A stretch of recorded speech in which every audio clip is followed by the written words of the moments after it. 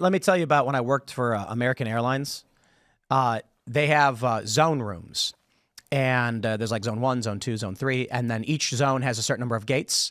But then there's the principal break room, where it's very large and everybody hangs out in this microwave. If you walked into that break room, it was all race pockets. Yeah. So there was 2 tables where everyone was black. There was a table, 2 tables where everyone was Hispanic, and then there was 2 tables where everybody was Asian. And everyone called the Asian group the Asian Mafia because they had union access and supervisor connections. So one of the guys was actually on the executive board of the union, so they had a lot of power. So they called them the Asian Mafia. The funny thing is, as soon as me and my brother got in there, they came up to us and said we should go hang out with them. And then it's pretty wild because immediately these guys were largely Filipino, but different Asian. And the one guy was like, which one of your parents is Asian? They just knew instantly that we were part Asian and told us we should be a part of their group and hang out with them. And they even let us live. One guy had a house and he was like, free room and board.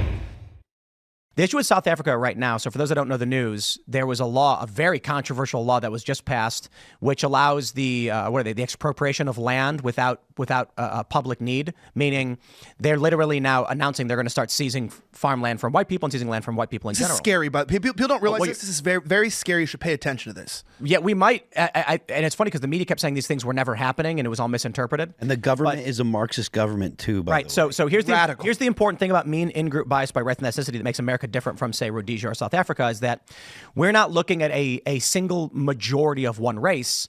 We're looking at several different smaller factions within one confine, which will make things strange, but it will not be like South Africa.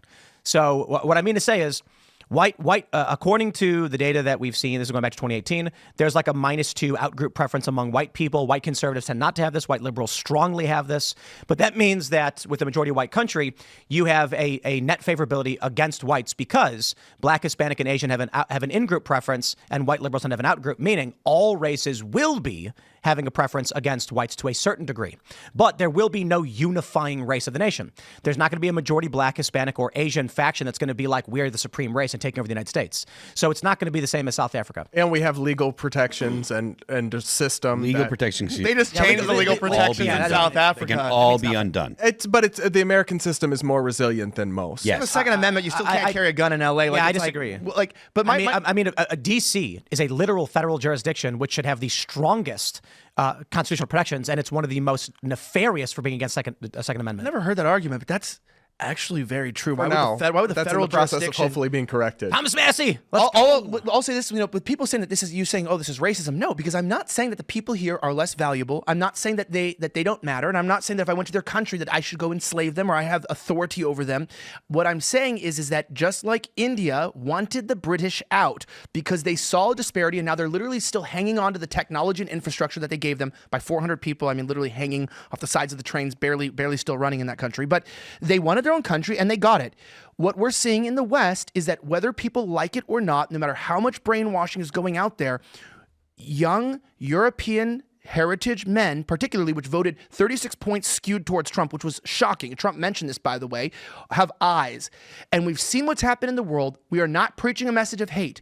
We are not, almost all of us have like, my kids are dual citizens. My wife's an immigrant. Like, I don't want to get down that 2016 talk, like all of us are either interracially married or married to immigrants. I was an immigrant in another country, like as if I'm against immigration.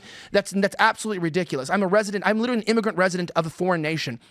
I'm not against this, but when you look at the totality, what we're seeing here is not me living in Australia for a couple of years and we pretty much have the same culture and I'm adding money into their economy and I hire one of their people and we're creating a connection. What we're seeing is, an Indian person come in and the white guy sitting here, we have, me and you and Tim, and Tim's the Indian. And then you and I are going, let's hire you've seen this meme? Let's hire the most qualified person. And then the Indian, because of their caste system and in-group preferences, I want to hire people who look like me.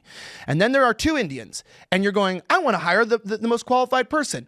Now, obviously, there's 2 to 1. You're going to start hiring more Indians. And all of a sudden, there's an Indian in your seat and everyone's Indian. Did I say Indians are bad? No. The same thing. That's just a cultural problem. Same phenomenon that happened with like woke people taking over HR departments. And that's totally ideological. Bro, that's a good example. example. Yeah, that's totally ideologically bent, right? So you get one person in to an HR department that believes like the woke ideology, and then they look at the applicants that are coming in, and they're going to choose the person that shares their woke ideology, and you get two in there, and you get a third or fourth. That's what's happened, and that's why there's all this DEI and stuff in corporate America, is because these people with these ideologies went to the access points. Let me tell you about when I worked for American Airlines. They have zone rooms, and there's like zone 1, zone 2, zone 3, and then each zone has a certain number of gates. But then there's the principal break room, where it's very large and everybody hangs out in this microwave. If you walked into that break room, it was all race pockets. Yeah. So there was 2 tables where everyone was black. There was a table, 2 tables where everyone was Hispanic, and then there was 2 tables where everybody was Asian. And everyone called the Asian group the Asian Mafia because they had union access and supervisor connections. So one of the guys was actually on the executive board of the union, so they had a lot of power. So they called them the Asian Mafia. The funny thing is, as soon as me and my brother got in there, they came up to us and said we should go hang out with them. And then it's pretty wild because immediately these guys were largely Filipino, but different Asian. And the one guy was like, which one of your parents is Asian? They just knew instantly that we were part Asian and told us we should be a part of their group and hang out with them. And they even let us live. One guy had a house and he was like, free room and board. You're Asian. That's the way it worked. It was weird. But, look, people have forever been tribal, and the most obvious and the easiest to identify traits are the ones that people are drawn to first. So yes, you do get people that are like black people hanging out with black people, white people hanging out with white people. That's just something that is natural and normal and part of the human condition. It doesn't mean that it makes the people that do that immoral. Well, so it's if you treat other people badly, that's why it's immoral. Well, let's talk about this. So where's the root of this in evolutionary psychology? If you were British and you encountered a French guy, you had problems. If you were Irish and you encountered a British guy, you had problems. And identifying was based on the things they would wear, the colors they would wear.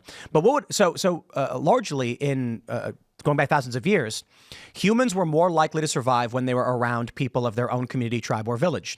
And so even white Europeans fought like crazy, probably more than anybody else. Yeah. So what ends up happening is racism is an artifact of, you can clearly discern this person is not from your tribe because they look very, very different.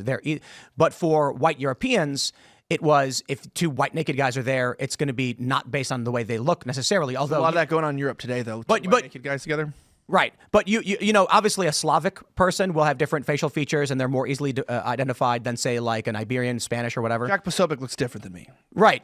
And so back then, those things were discernible. But if a white guy living near his village encountered a black man, there was going to be an immediate concern because they know neither of them is from each other's tribe or community. We today are way better than this. But there are still groups and countries around the world that still are very much like, we don't trust certain people. Most countries are like. Sorry, can I just say that the thing about the American tribe, though, is that it's uniquely not about race. So when you look at expats, for example, in Paris or in London or Madrid or something, there'll be a community of American expats who live there, who get together, and they're not all white people, they're not all black people. What they have in common is that they're all American. Now, here's the challenge. With mass migration coming to the United States, and we're encountering a lot of illegal immigrant criminals, what's happening now is people are starting to become more racist.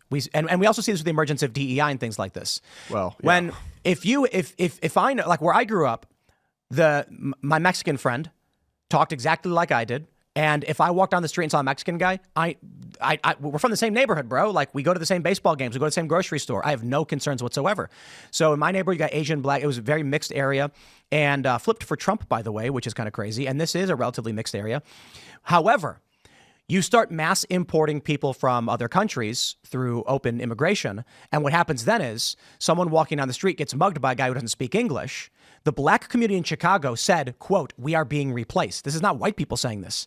And so black people in Chicago all of a sudden are encountering Venezuelan gang members. This is a huge controversy. Tren de Aragua coming into the cities. And all of a sudden now, black communities are like, we don't know if the Mexican guy we're bumping into, Latino guy, is going to be my homie who lives down the street, or it's going to be Tren de Aragua who came here illegally. We don't know. However, they do know that when they see another black person, that's not Tren de Aragua. Tren de Aragua is not coming from Africa. It's coming from Venezuela.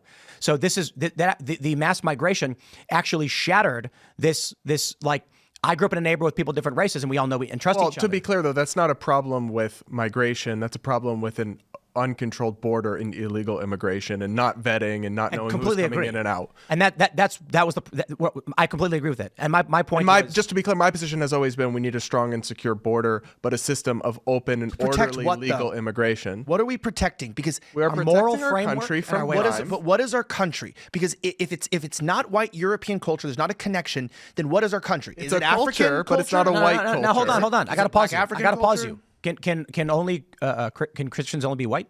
No. That's dumb. So So American culture isn't related to Christian culture then. No, because I said there's other homogeny, there's other linking factors. The culture originally comes from non-Christians. We're talking about Greek, Hellenistic, Roman. These are not originally Christian empires. So when I say white hold on. Christian, I mean white countries, European, the original Enlightenment, these ideals, which they even made DC after Rome.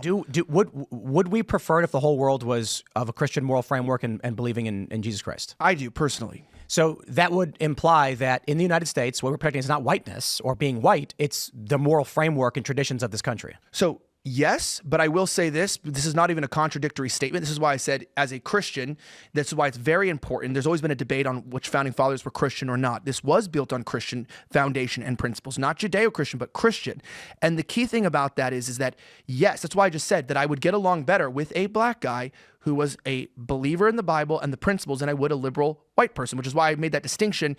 We're not just going, okay, whatever. So then do we then import all the black Christians from Africa? No, because it's not.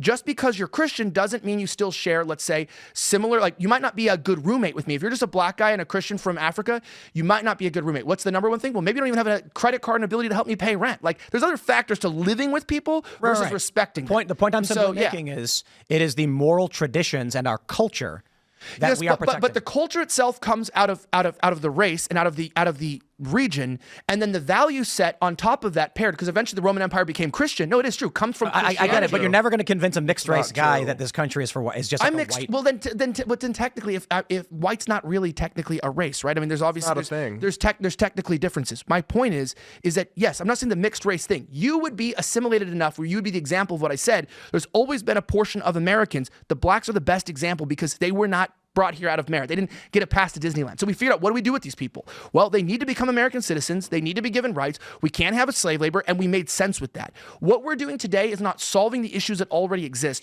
We're not like, oh, you're a part, Asian immigrant. Oh, you're not really an American. That's not what we're arguing. We're not even arguing about whether that you're an illegal American or whether or not you've adopted. My point is you've adopted ethnic European mindset. The way that you reason, the way that you think, the way that you look, the hobbies you're into. You are. I gotta pause you. You are enough bro. that you would not be considered not Western. I gotta disagree with you. You would not be considered I think you assimilated Asian culture. Actually, a lot of the ideas that you're presenting were prevalent in Eastern Asia, well, 1,000 years before Europe. Do we eat a lot of teriyaki bowls? So It's kind of sus. I had this argument with this woke person who told me that the whole world is white culture that was created by whites, very much saying the same thing you are. That's what the I woke... say all. He just thinks the good part. Well, no. I respect South Korea. I respect Japan a lot. I mean, I think Japan's a great culture. The woke people believe that it was white European settlers who traveled around the world and spread whiteness around, and a lot of cultures assimilated into what they were forced to by the European colonists. I think that did happen. That wasn't a woke idea. I mean, so- look at the guns. I mean, we've got gunpowder from China, but then end up bringing muskets into Japan. I mean, there's a little bit. We all cross. And right. So the point I brought up is, it is absolutely correct that white Europeans went around the world and imposed these worldviews and things like that, though they have largely changed. But a lot of these ideas also did originate in other places, largely in Asia. And so I don't think that the world is not a singular narrative. Yeah, I don't think white is the qualifier here. Thanks for watching this clip from the Culture War podcast. We're live every Friday, 10 a.m. to noon. So subscribe and come hang out.